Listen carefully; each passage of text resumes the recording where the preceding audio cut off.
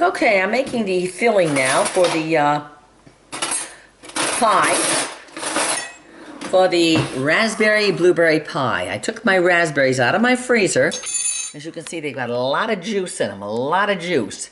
So I've got to thicken this because there's way too much juice. So how do you thicken?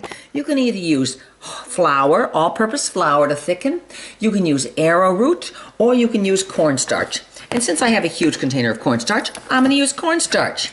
Now, with any flour, cornstarch, or arrowroot, you have to put it in while it's cool, the liquid. If you don't, you're going to get lumps. Just why people get lumpy gravy is because they put the arrowroot or the flour or the cornstarch in hot liquid. So I'm going to just take some of this right here, the liquid, and I could use water if I wanted to, but why? Why not use our own nice juice from our berries? And so I'm taking the berries from here. Okay. Now we don't like a really sweet pie because we got vanilla ice cream to put on the pie afterwards. I know it's not low carb, but tomorrow's Thanksgiving. So there's my juice from my berries, and I'm going to add cornstarch to that. I'm going to make, let's see, how much cornstarch? A heaping tablespoon. Ooh, that's a mess. 2 heaping tablespoons.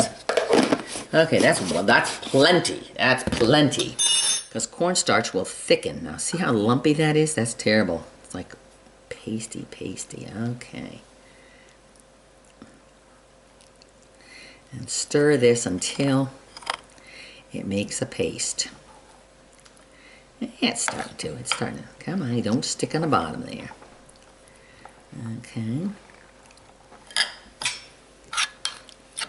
Now, if you're making gravy tomorrow with your turkey, you do just what I did here with a little bit of water, cold water, cornstarch, and then you have your drippings come out of your turkey, and you add this to the hot drippings, and you get a lovely gravy.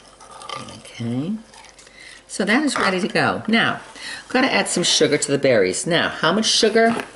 Well, let's see, this is how much of a cup? 3/4 of a cup. Let's do 3/4 of a cup, and another maybe 1/4 of a cup. Trying to measure because I don't usually measure. Now that's going to make it sweet, okay? Mixing that in there with that. Then I'm going to add my cornstarch stuff in here. Okay, make sure it's no lumps. No lumps, or you'll have pieces of cornstarch lumpy in your filling. Okay, and stir that in. Stir it in good. Now I'm going to put it in the... I'm going to cook the berries and the cornstarch on the stove.